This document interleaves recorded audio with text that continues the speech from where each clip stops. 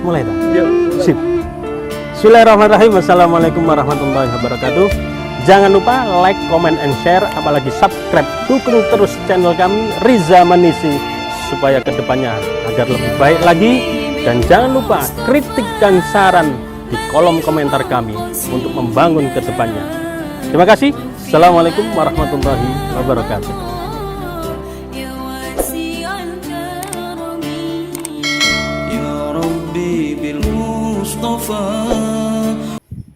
Bismillahirrahmanirrahim. Assalamualaikum warahmatullahi wabarakatuh.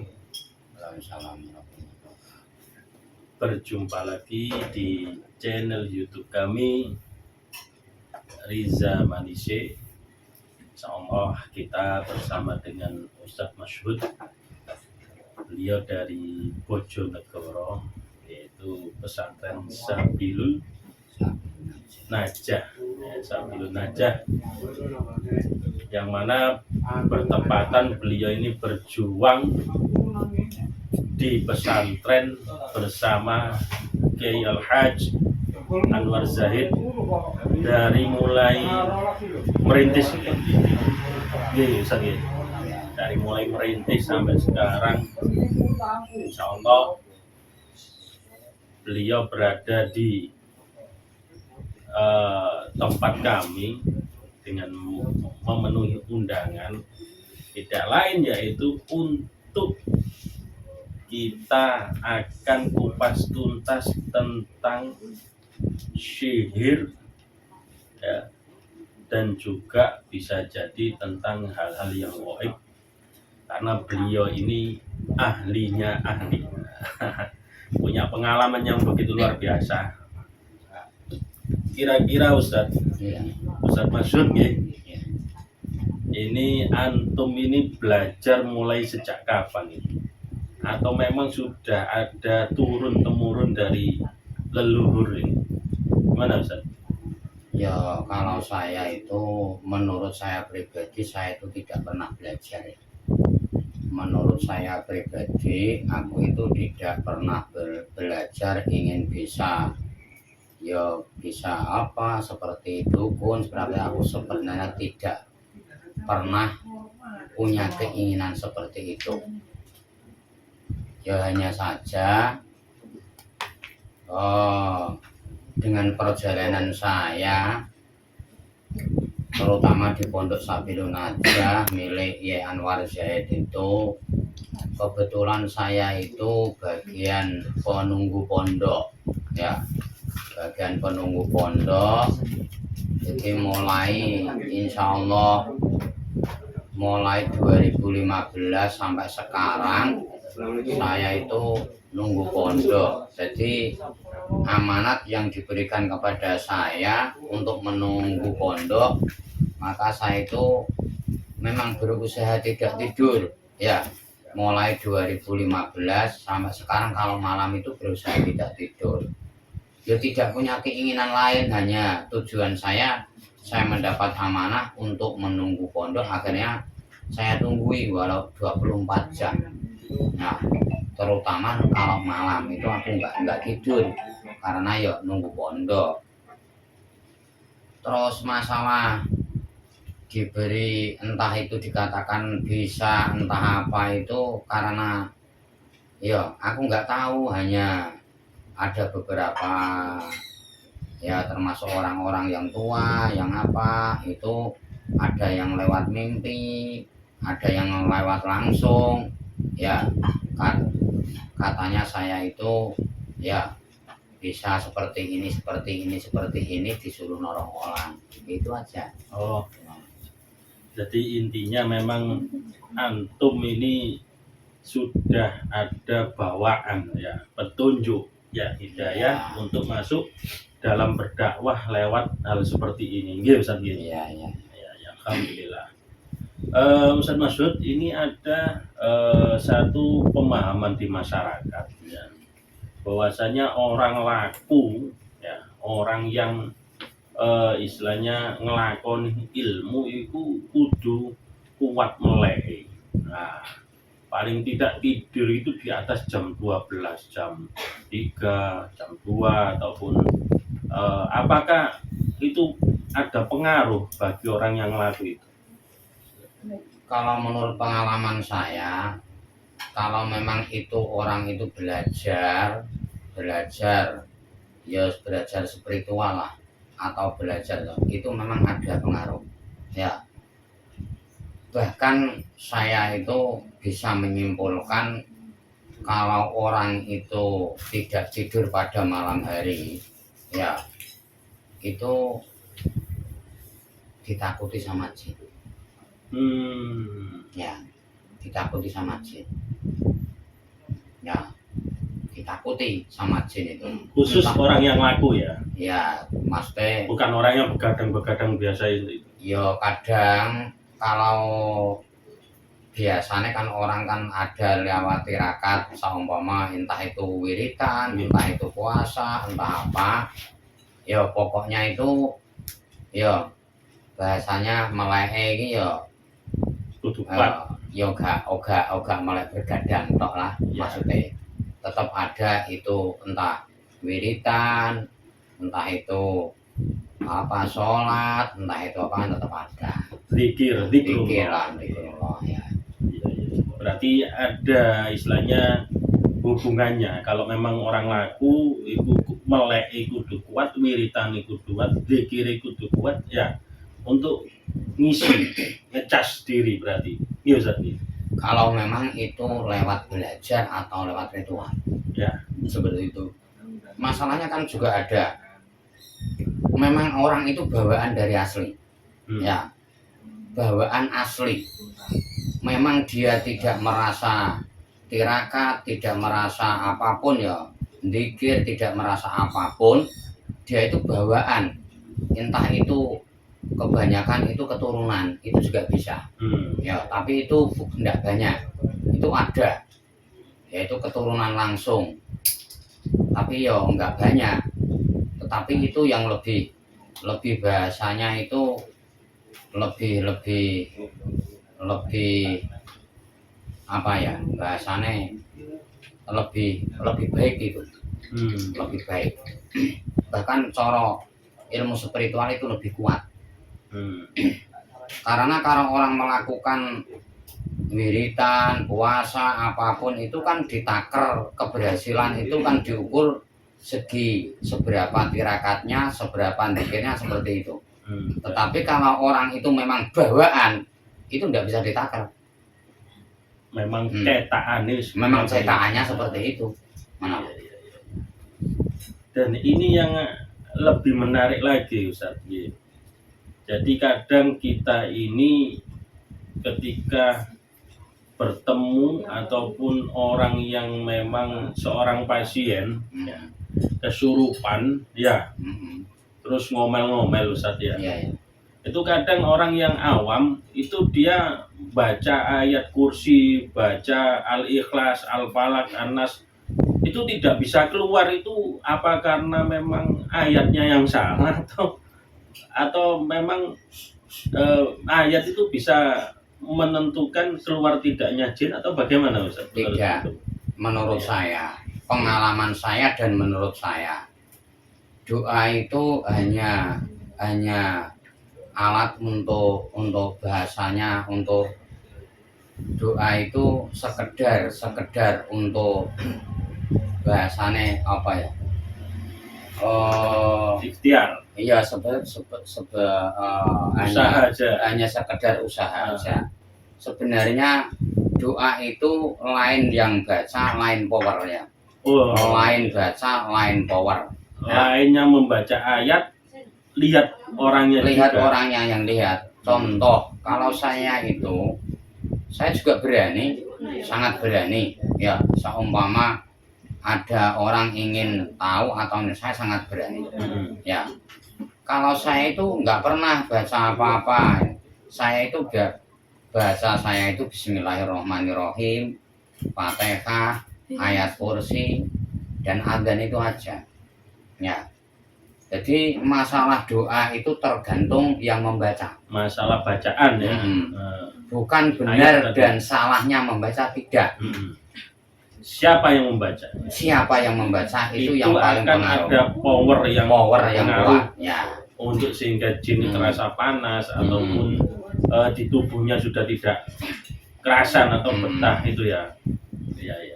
Jadi tidak, walaupun dia hafal Quran, belum tentu dia bisa menjadi mengeluarkan jin yang ada di tubuhnya. Bahkan ada orang hafal Quran itu kemasukan jin itu juga ada. Ada juga, ada. Ya, aku punya teman, ya loh. Yeah. Punya teman yang memang itu usahanya kan berusaha nolong orang itu kemasukan jin itu hafal Quran, bahkan fasih orangnya itu. Ketika diobati jin itu masuk pada tubuhnya. Ya. Pada tubuhnya. Karena ada di situ itu jenisnya jin itu kan macam-macam. Ya. Ada jin Islam, ada jin kafir di situ. Ya. Kalau memang jin Islam itu ketika dibacakan Quran nyaman dia. Nyaman. Nah, karena sama-sama sama tubuhnya ya. Penghafal Quran sama-sama karena dia juga bisa ngaji. Dia jin itu seperti manusia, ya. Bahkan saya punya banyak murid dari jin itu banyak sekali. Ya, banyak sekali. Jadi ketika dia itu memang Islam, ketika itu dibacakan ayat-ayat apa nyaman dia. Nyaman karena di tubuh nyaman, sama-sama. Wong dia setiap hari juga baca Quran, setiap hari juga zikir, seperti itu. Tapi juga ada, baik itu manusia, baik itu jin itu juga ada kelemahan. Yang paling penting itu tahu kelemahannya. Mana? Di dalam Al-Quran pun itu ada kelemahannya. Mana? Jadi kesimpulannya itu masalah bacaan Al-Quran atau ayat apapun itu berpengaruh pada jin itu tinggal yang membaca. Siapa yang membaca? Oke. Ini luar biasa saudaraku yang dirahmati oleh Allah. Pengalaman beliau ini dalam menangani pasien ini bisa jadi beliau tidak banyak membaca ayat-ayat yang untuk ayat-ayat ru'yah ya, karena sebetulnya ya jiwa ataupun power seorang ru'yah sendiri itulah yang bisa memberikan hantaman yang keras kepada seorang pasien agar jin itu terasa panas dan sebagainya gitu ya. Iya. Untuk tadi antum menjelaskan tentang kelemahan itu, kira-kira titik-titik lemah jin di tubuh manusia itu di mana saja? Kalau pengalaman saya, entah pengalaman orang lain, ya toh. Kalau pengalaman saya deteksi pertama, kalau mendeteksi walaupun tahu orang itu kejinan, tapi untuk mendeteksi lebih jelasnya itu biasanya saya itu memakai adzan. Ya toh, memakai adzan. Contohnya umpama saya ini contoh, ya. Gimana kalau adzan? Kalau adzan ya langsung telinga yang kanan saya adzan nih. Ya, sampai 7 kali. Adzan 7 kali sampai selesai, ulangi lagi. Iya, 7 kali. Kalau menurut saya adzan 7 kali itu seumpama di tubuh seseorang itu ada jin atau ada santet pasti akan reaksi. Oke. Itu menurut pengalaman saya, entah kalau pengalaman orang lain nggak tahu. Karena kenapa kok di bagian telinga? Karena ini salah satu tempat jin itu bertempat tinggal di tubuh manusia, itu di telinga. Iya Ustaz ya. Jadi di telinga ini diadzani ya. Di adzan kanan ya. Itu sudah mesti reaksi ya. Reaksi. Selama itu pengalaman saya itu pasti reaksi. Walaupun itu kena guna-guna, santet ataupun memang ketempelan atau apapun, itu bisa paling mendasar diadzani itu ya. Itu pun tergantung jin itu juga tingkat-tingkat ya. Jin itu juga tingkat-tingkat. Jadi seperti manusia juga bertingkat-tingkat, baik itu dalam urusan spiritual atau kepandaian itu bertingkat-tingkat. Ya toh. Kalau memang itu hanya biasa-biasa, aku nggak pernah berdoa. Ya toh. Saya hanya tangan saya tempelkan seperti ini toh. Seperti ini. Di belakang. Okay. Terutama di sini. Di mana itu? Terutama di punggung sini, di sini. Tempel semua ini ya? Tempel ini toh sini. Ya. Terus? Itu pasti nanti sudah akan reaksi sendiri.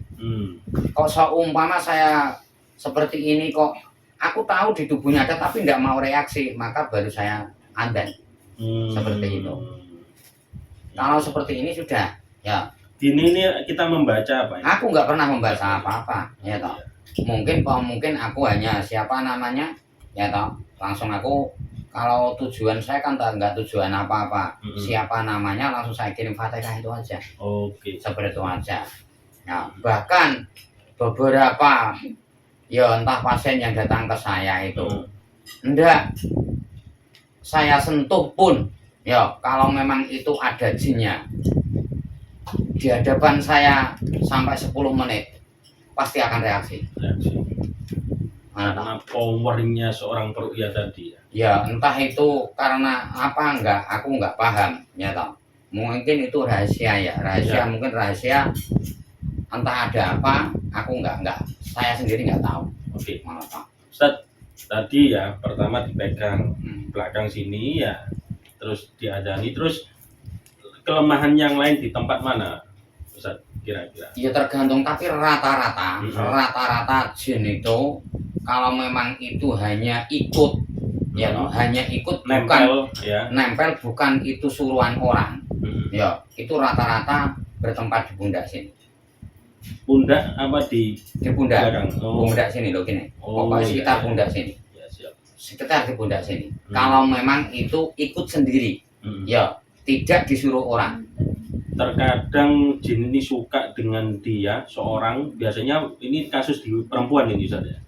Jadi dia suka dengan perempuan itu sehingga dia dilamar orang, apa namanya, diajak nikah orang, selalu gagal. Mau nikah gagal, taaruf gagal. Itu bisa jadi dia diikuti ya juga. Ya itu ada beberapa faktor. Ya faktor mungkin ada itu diikuti karena yang mengikuti itu suka pada dia ya. Ada yang kedua itu ada yang ada yang kena semacam sumpah menurut pengalaman yang saya lakukan selama ini. Jadi contoh seperti ini, seseorang ini pernah menyakiti orang lain, akhirnya orang lain bilang seperti ini, sampean nggak laku nikah, sampean nggak laku rabi atau nggak laku nikah, seperti itu pun. Kebetulan pas saat itu doa itu diijabah. Nah, itu pengalaman saya yang beberapa pasien yang sudah datang ke saya itu, mungkin beberapa yang kebanyakan kalau orang itu ndak laku-laku nikah, ya. Nikah itu baik itu laki-laki atau perempuan itu kebanyakan itu kena seperti kena itu. Kena sumpah. Kena sumpah seperti itu. Kalau seperti itu gimana, Ustaz? Kalau pengalaman saya itu kan nanti ada itu namanya pelebur kafarot. Ya toh, itu ada pelebur kafarot. Ya. Biasa bisa dilakukan semua, siapa saja yang mengalami seperti ini bisa. Ya toh. Caranya puasa 3 hari. Niatnya saya niat puasa kafarot lillahi ta'ala 3 hari. Sama gitu. Seperti puasa Ramadan. Seperti puasa lain. Pokoknya puasa biasa, waktunya sahur, waktunya buka. Ya, jadi yaitu puasa niatnya berbeda puasa kafarot. Setelah itu wes sudah, seperti ditunggu. Itu kalau terdeteksi karena dia kena sumpah tadi ya. Kalau umpama terdeteksi dia ada yang ngikuti. Oh, ada yang itu ada tanda-tandanya, itu ada. Ya. Bahkan orangnya itu akan merasa. Kalau orang itu agak jeli sedikit ya, tubuhnya diikuti sama makhluk itu pasti ada. Ya. Pertama rasa itu berat di sini. Sampai kepala. Oke. Biasanya seperti itu. Ya. Rasa ini rasa. Pokok biasanya itu ada. Ya, rasa berat di sekitar pundak sampai kepala. Ya, itu ada. Terus ada lagi yang bisa dirasakan selain di pundak dan kepala? Enggak. Kalau menurut pengalaman saya hanya 2 itu. Rasa antep gitu ya? Antep, ya. Gampang kalau itu ya. Gampang itu seperti ya doa-doa mungkin ya, bisa berdoa sendiri juga bisa. Contoh beda berdoa sendiri yaitu seperti yang sering saya sampaikan, yaitu membaca ayat kursi 11 kali. 11 kali. Apa itu kunci dari 11 kali itu? Aku yakin mungkin ada tapi langka. Ya, mungkin ada tapi langka. ketika orang itu kuat membaca ayat kursi 11 kali, ya toh, tetap nanti apapun yang ada di aura tubuh di tubuhnya itu, ya pasti nanti ketika ada apapun pasti akan reaksi. Ya, paham. Entah itu bisa keluar atau belum bisa keluar, pasti akan reaksi. Tapi harus 11 kali. Harus 11 kali. Harus 11 kali. Seperti itu. Nah, ini yang menarik, Ustaz. Kadang kan saya lihat tadi antum tadi mencoba untuk, karena saya merasa berat di belakang saya, walaupun kita sering ru'yah juga ya. Mungkin karena imbas ya, apa itu Ustaz namanya itu?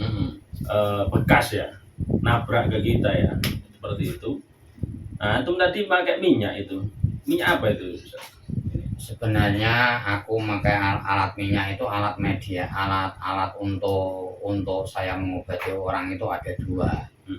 Ya, satu memakai garam dapur, tapi garam dapur yang kasar. Oke. Ya. Garam grosok. No. Ya, garam dapur yang kasar. Yang nomor dua, saya pakai minyak misik. Oh, misik. Ya, pakai minyak misik. Ya. Karena apa? Untuk mempermudah kita kalau ngobati orang, nggak usah susah-susah. Ya, kalau kena minyak misik, aku yakin kalau di tubuh orang itu kena minyak misik ini, ya entah itu keluar seketika atau dia pasti akan reaksi. Ketika itu non medis atau di tubuhnya ada ketika reaksi itu pun dia merasa panas, kena panas. Itu pasti apa, kan minyak asmaan atau alami? Minyak asma. Nah, ini. Ya. Ini kuncinya asma. Ini bukan hanya misik yang biasa, tapi misik yang sudah diasmai. Gitu ya Ustaz ya? Ya, kedua sama saja. Saya pakai misik dan pakai garam itu biasa. Cuma biasa kalau misik ini kegunaannya hampir sama ya. Misik sama garam itu hampir sama. Hanya saja nanti biasanya misik itu kan ditelan kan nggak bisa. Kalau garam kan bisa ditelan. Ya, mungkin kalau ada di dalam tubuh seperti semacam santet, semacam apa itu, nanti kalau dikasih garam itu kan bisa keluar. Kalau pakai misik kan mungkin ini kan bisa di luar badan, bukan di dalam badan. Dioles-oleskan. Nah, seperti itu. Oke.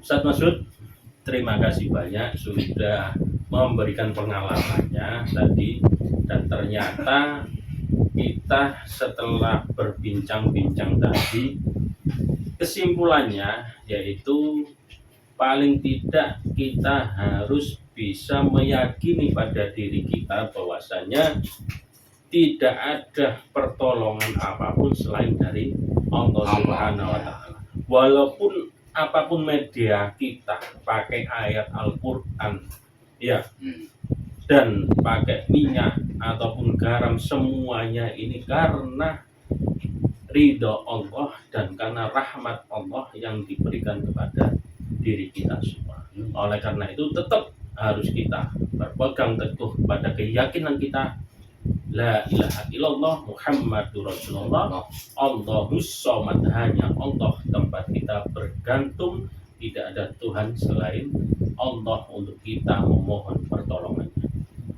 Itulah yang kita dapat dari bincang-bincang kita tadi. Wallahul muwaffiq ila aqwamit thoriq. Assalamualaikum warahmatullahi wabarakatuh.